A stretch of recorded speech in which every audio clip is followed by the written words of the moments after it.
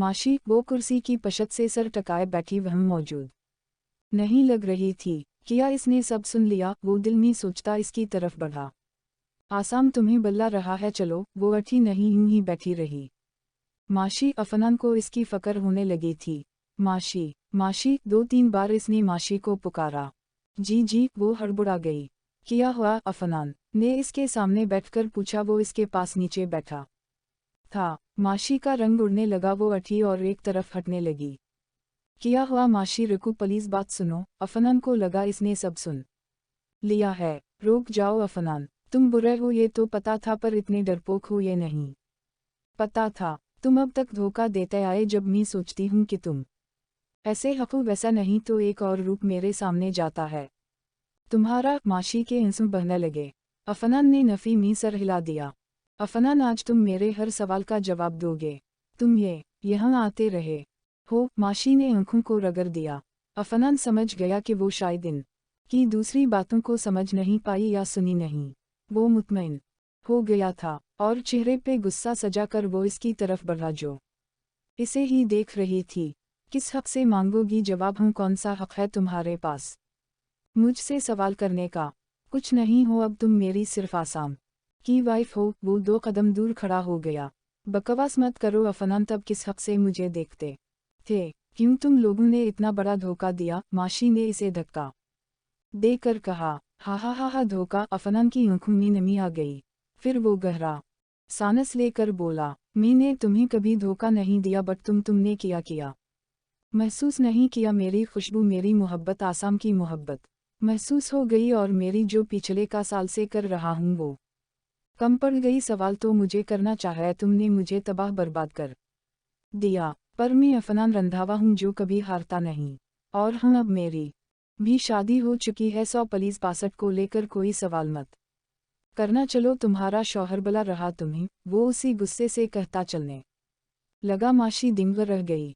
और मेहरबानी होगी अगर किसी को बताओ, नहीं तो बता भी दोगी तो आई डोंट केयर। वो मुरा बोला और चला गया। माशी का बारीक दुपट्टा सरकता हुआ माशी के पैरों में जा गिरा। एक हकीकत, एक सच जो इस की आंखों से था। क्यों हुआ ऐसा? एक झटके से इसने दुपट्टा अटकी और गले में डालकर कुर्सी पे बैठ गई। फहद भी इसकी तरह झूठा निकला भाई। कहा वो भी झूठा निकला। वो बैठी बैठी 65 में चली गई। का बारिश की जब फहद के साथ लड़ाई हो चुकी थी कि वो रूमाल क्यों नहीं उतारता, तो वो फहद नहीं उफ अफनान होता था। ये माशी का मीना खोल गया। इसने होंठों पर हाथ रख लिया। तुम ये रूमाल और चश्मा उतारो, नहीं तो मैं तुम्हारे साथ नहीं जाऊंगी। पता नहीं कौन हो तुम? वो तनफन करती इसका रूमाल उतार रही थी जब वो हाथ जोड़कर इसका रजिस्टर थामकर कुछ लिखने लगा। वाइल्ट और बाइक का नंबर दिखाने लगा तो इस बेवकूफ़ ने भी यकीन कर लिया। जब घर में बात हुई थी तो फहद ने कहा था डसट एलर्जी की वजह से नहीं बोल सकता। देखो फादी, आइंदा बाइक पर लेने मत आना, मुझे अच्छा नहीं लगता कि मैं और इशरत किसी गैर मर्द के साथ बाइक पे घूमी।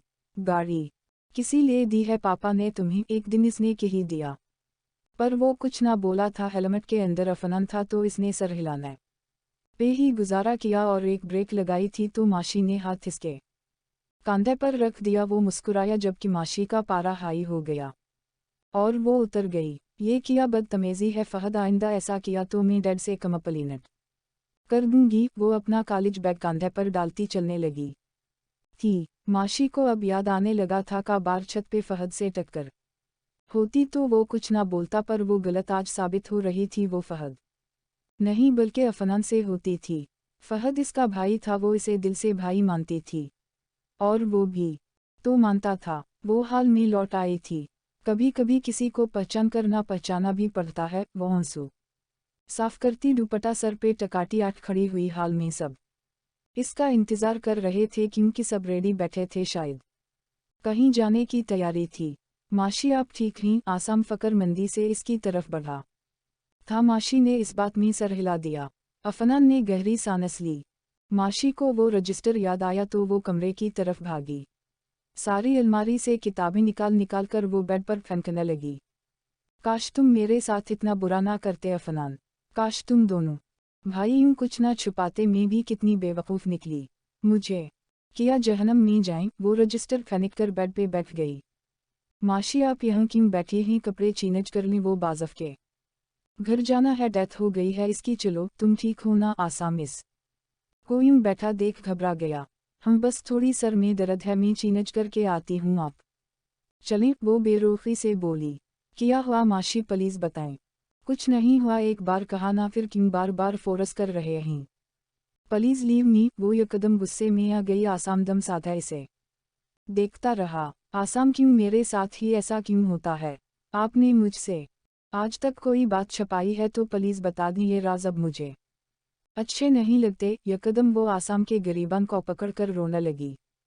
नहीं जान, मैंने मम मैं पागल हो जाऊंगी आसाम, मीम मुझे अब हर चीज में एक झूठ नजर आता है, हर इंसान पे भरोसा उठ गया है। माशी बालों को नोचने लगी। अफनान के कदम दरवाजे पर रुक गए। वो दीवार के साथ टैक लगाकर खड़ा हो गया। माशी रिलैक्स, कुछ गलत नहीं है, सब ठीक है। आसाम ने इसे अपनी गिरफ्त में ले लिया। नहीं नहीं आसाम, कुछ ठीक नहीं। तुम भी धक्के बाज हो, किया अपने वे वो खौफनाक लग रही थी। आंखों में खौफ हिजाब दुपट्टे की शक्ल में आ गया था जो इसने उतार फेंका था। वो हर चीज उतार कर फेंक रही थी। ये तुमने किया? अफनान ने दीवार को थाम लिया। माशी सटूपिट। आसाम, इसने आसाम की शर्टल को मिट्टियों में जकड़ लिया। वो होश खो चुकी थी। शश, कुछ गलत नहीं है माशी, मैं कुछ गलत नहीं करूं। गाना ही, मेरे पास कुछ राज हैं, सब आपको पता है, मैं बहुत सैंपल सा इंसान हूं। रिलैक्स। इसने माशी को पकड़कर इसके बालों को पीछे किया और आंसू साफ किए। थोड़ी देर वो इसे बेड पर लेके बैठा रहा। वो ठीक होने लगी। आसाम, आप कुछ नहीं छुपाएंगे ना मीम? मुझे राज अच्छे नहीं लगते, वो खोए अंदाज में बोली। नहीं, कभी नहीं। अब अठवीं और फरश हो के मुस्कुराहट होनटों पे सजा कर बाहर आ जाएं। आसाम ने इसके माथे पे हुंट रख दिया। वो बेदली से मुस्कुराई और वॉशरूम में घुस गई। ये बोली, मुझे बहुत तकलीफ देती है, संभाल के रखना, बच्चे की जान लोगी किया। मुझसे दूर ना जाया करो ना प्लीज। अफनान इसके पीछे खड़ा बोल रहा था। माशी खौफजदा हो गई। सफ़ेद रंग मजीद सफ़ेद हो गया। तुमने किया महसूस नहीं किया मेरी खुशबू, मेरी मोहब्बत? आसाम की मोहब्बत महसूस हो गई, और मेरी जो पिछले का साल से कर रहा हूँ वो कम पड़ गई। सवाल तो मुझे करना चाहे तुमने, मुझे तबाह बर्बाद कर दिया। पर मैं अफनान रंधावा हूँ जो कभी हारता नहीं। और हाँ, अब मेरी भी शादी हो चुकी है। 100 प्लीज 62 को लेकर कोई सवाल मत करना। माशी दीवार के साथ लग गई। इसे डर लगने लगा था। तुमने मुझे मार दिया। अफनान ने इसे शहानों से पकड़ लिया। माशी की आंखें फट गई। वो चनखने लगी। नहीं मीम, मैंने नहीं, तुम। वो कुछ और बोलती, बाहर से सब भाग कर आ गए। किया हुआ माशी, दरवाज़ा खोलो। आसाम ने दरवाज़ा बजना शुरू कर दिया तो इसने आंखें खोली। वहाँ कोई नहीं था। वो पानी के छींटे मिना पे मारती बाहर निकल आई। किया हुआ, तुम ठीक हो ना? आसाम, जो इसकी आंखों में एक आंसू बर्दाश्त नहीं कर सकता था, झट से इसको गले लगाकर बोला। किया हुआ, कुछ बोलोगी? तुम ठीक हो ना? आसाम ने आसपास को नजर अंदाज करके देवांगी से बोला। माशी की नज़र अफनान पे पड़ी जो हुंक भेजे खड़ा था। मैं ठीक हूँ। वो छिपकली देख ली थी माशी की बात पे। अफनान ने इसकी तरफ देखा। माशी की आंखों में किया ना था। इसने नजरें झुका ली। बेटा, तुम दोनों घर ही रहो, हम चले जाते हैं। आसाम ने हमें सर हिला दिया और बेड पे जा बैठा। सब चले गए। इधर आए माशी। आसाम ने इसको अपने पास बुलाया तो वो एक तरफ टक गई। क्या परेशानी है आपको? अफी नगीन और आपके दरमियान किया हुआ है। आसाम ने को बेड पर लेटा दिया और माशी का सर दबाने लगा। माशी आंखें बंद कर गई। थोड़ी देर बाद वो सो गई। कुछ राज बहुत तकलीफ देते हैं, कुछ सच्चाइयाँ बर्दाश्त नहीं होती। सितारा सितारा सितारा सितारा सितारा सितारा सितारा सितारा सितारा सितारा सब जा चुके थे। अफनान और नगीन अपने कमरे में चले गए। माशी को किया हुआ। नगीन अपनी ज्वेलरी उतारते हुए बोली। अफनान ने नफ़ी में सर हिला दिया। नगीना मी ने कुछ नहीं कहा इसे। अफनान ने सर हाथों में गिरा लिया। अफनान, तुम तीनों के दरमियान क्या चल रहा है? प्लीज अफनान बता दे यार, मेरी माशी की ये हालत क्यों हो रही है? आसाम अंदर दाखिल होते ही बोला। नगी और अफनान का रंग उड़ गया। सामी, कुछ भी नहीं हुआ, अब तो सब ठीक हो गया है। इस ने मुझे मुआफ कर दिया है। और मैं भी इसे भूल गया हूँ। अफनान ने आसाम का हाथ थामकर आधा सच और आधा झूठ बोला। ठीक है, तुम कब तक वापस आओगे? आसाम ने शर्ट के बाजू फोल्ड करते हुए पूछा। कुछ की नहीं सकता। अफनान ने गहरा सांस लिया, फिर इधर इधर की बातें करने के बाद वो अपने कमरे में चला गया।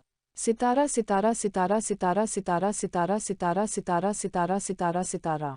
चंद साल पहले रोज की तरह फहद कॉलेज से वापस आकर सिकंदर की डायरी लेकर पिछले लान में जा बैठा। इसने शुरू से डायरी खोली। मेरी जान, मैं नहीं चाहता तुम किसी धोखे में रहो। मेरा ज़मीर ये इजाज़त नहीं देता कि मेरा बेटा किसी धोखे में रहे। इस डायरी मी ने वो सब लिख दिया है जो शायद तुम्हारी मामा तुम्हें ना बता सके। जब तुम मुटर पास कर लो तो पेज नंबर 123 खोलना। इससे पहले नहीं बदा करो। फहद ने पढ़ा और जल्दी से 123 पेज खोल लिया। 2-3 पेज को स्टेपल किया हुआ था, इसने सिवैयों उतारी।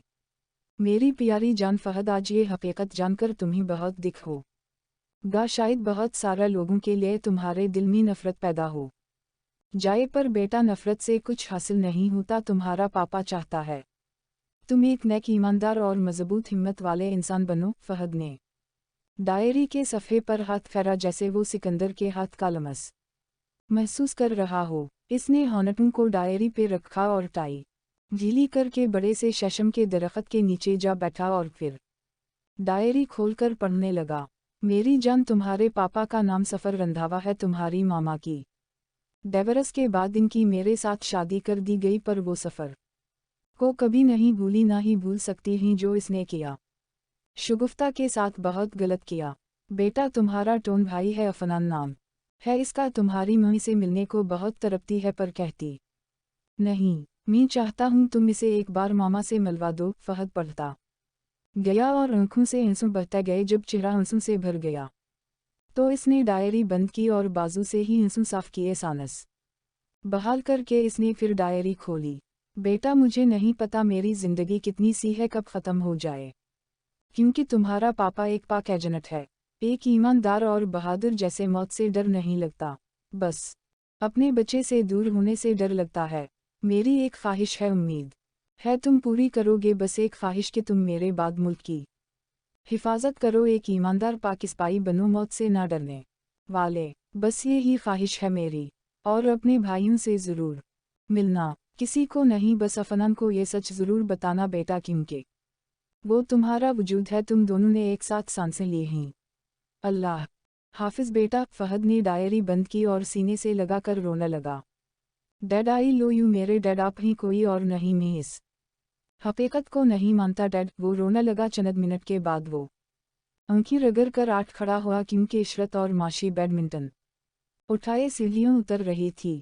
आज वो 17 साल का हो गया था और पहला दिन कॉलेज में इसने बड़ी मुश्किल से गुजारा था। जो सरप्राइज इसे मिलना था वो इतना तकलीफदा था कि वो सोच भी नहीं सकता था। पर वो सिकंदर का बेटा था, पाक एजेंट की औलाद थी, कमज़ोर नहीं था।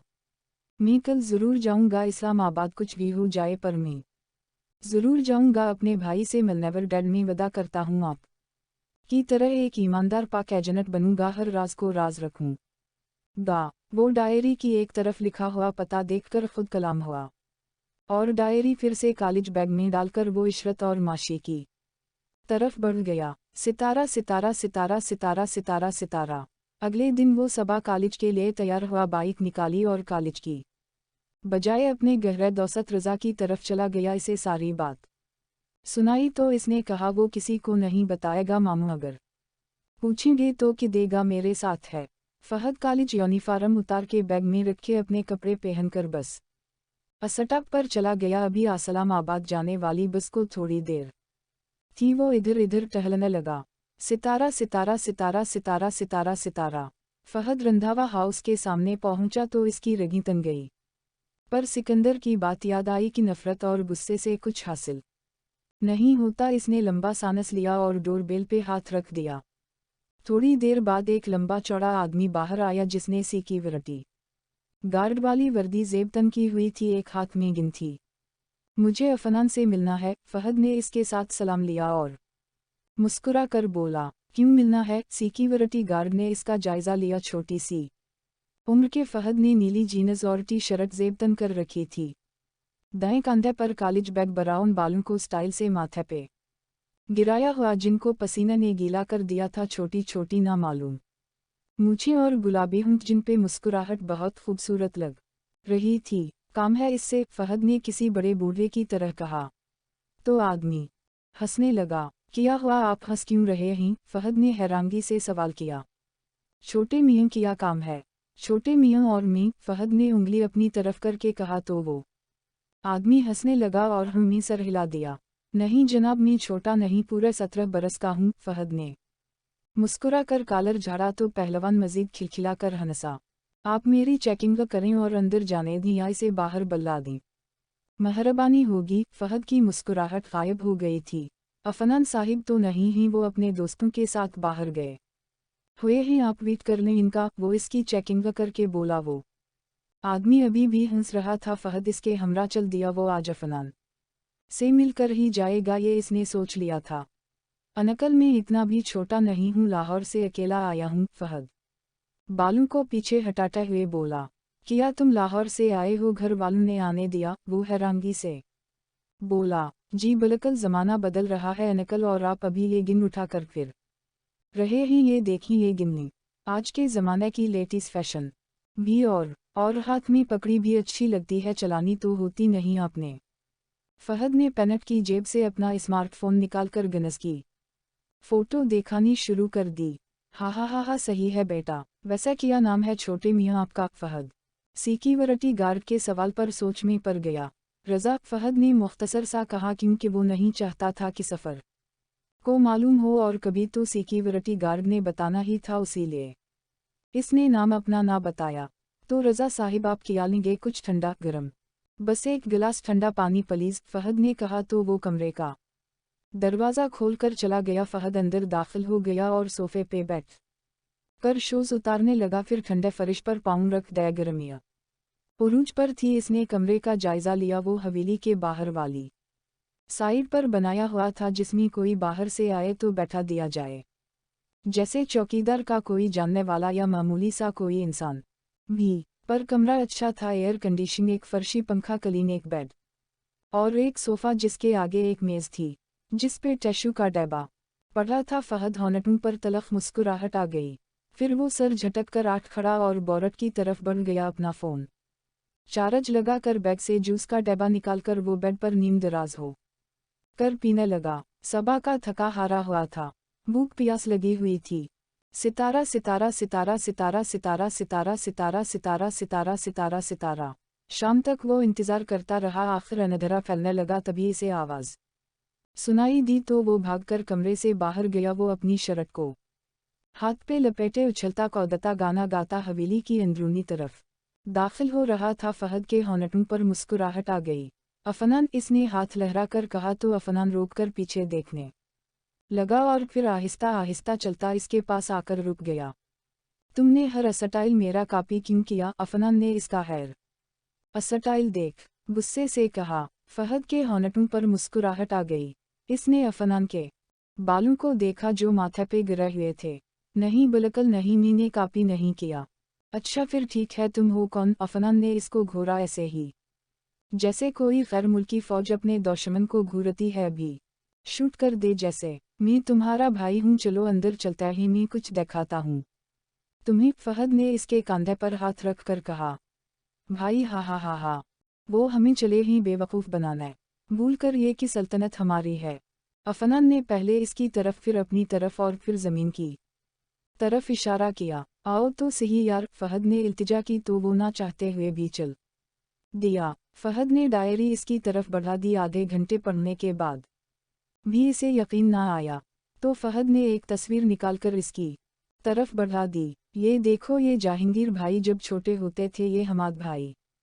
और अगर फिर भी यकीन ना आए तो ये देखो, वो पेपर्स हैं जो इस हॉस्पिटल के हैं, ये ओरिजिनल और ये नकाल। और फिर भी यकीन ना आए, इससे पहले वो कुछ और बोलता, अफनान इसके गले लग गया। फहद के होंठों पर मुस्कुराहट आ गई। फहद, डैड इतने बुरा ही मुझे नहीं पता था। अफनान सोफे पर बैठ कर दानत पेस के बोला। नहीं अफनान, वो बुरा नहीं ही, और गुस्से नफरत से कुछ हासिल नहीं होता, पर मुझे पता है तुझ में बहुत गुस्सा है, नज़र आ रहा है मुझे पर इस गुस्से को संभाल कर रखूं। फहद ने इसके कंधे पर हाथ रख कर कहा, हम गैर मलकीव के गलत इरादों को खाक में मिलाने के काम आए। हम दोनों डैड सिकंदर की तरह पाक एजेंट बनेंगे। फहद मी आसाम को बताऊंगा वो कितना खुश होगा ना कि हमारा एक और भाई भी है। अफनान चहक कर बोला, नहीं नहीं, उफ किसी को नहीं बताना कि हम कभी मिले हैं, और आसाम को भी नहीं। इस राज को राज ही रखना, राज रखने सीखोगे तो तुम्हें पाक एजेंट बनने दूंगा। वदा करो तुम ये राज अपने अंदर ही रखोगे और हम एक दूसरे के साथ कनेक्टिकट में रहेंगे। मेरा नंबर ले लो। फहद की बात समझकर इसने हमें सर हिला दिया और अपना फ़ोन निकालकर नंबर डायल करने लगा। और तुम कौन सी क्लास में हो? फहद ने सवाल किया। पढ़ने को दिल नहीं करता यार, दूसरी बार मैट्रिक कर रहा हूँ। अफनान ने मुस्कुरा कर कहा तो फहद का मीना खोल गया।